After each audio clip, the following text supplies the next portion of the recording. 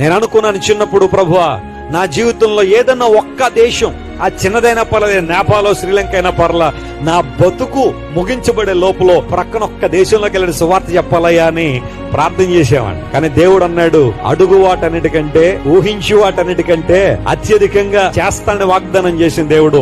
నేను ఒక్కటి అడిగాను, దేవుడు ఎప్పటికంటే 75 దేశాలు తీసుకెళ్లాడు. దేవుడు నా స్తోత్రం కలుగునుగా. దేవుని మహిమార్థం చెప్తున్నాను ప్రియులారా. ఏదో నా గొప్ప కోసం నేను చెప్పట్లా, నేనేదో ఇన్ని దేశాలు తిరిగాను చాలా గొప్పవాడని కాదు, నా దేవుడు గొప్పవాడని చెప్పడానికి ఈ మాట చెబుతున్నా. ఒక సామాన్యమైన వ్యక్తిని దేవుడు ఎంతగా నిలబెట్టాడంటే, నిన్నెందుకు నిలబెట్టాడు దేవుడు, నిన్నెందుకు వాడుకోడు? అధైర్యపడుతున్నావా, కలవరపడుతున్నావా, నీ పిల్లల భవిష్యత్తు కోసం ఏడుస్తున్నావా? అయ్యా మా ఇంట్లో కరువు ఉందయ్యా, మా ఇంట్లో క్షామం ఉందయ్యా, మా ఇంట్లో భయంకర పరిస్థితుల్లో నేను బాధపడుతున్నావా? పట్టుకో యేసయ్యని గట్టిగా. నోవహు ఓడలో సమృద్ధి ఉన్నట్టుగానే నీ ఇంటిలో, నీ జీవితంలో, నీ బ్రతుకులో, నీ తరతరాలు సమృద్ధితో దేవుడు నింపడానికి ఆయన ఇష్టపడుతున్నాడు ఈ రాత్రి.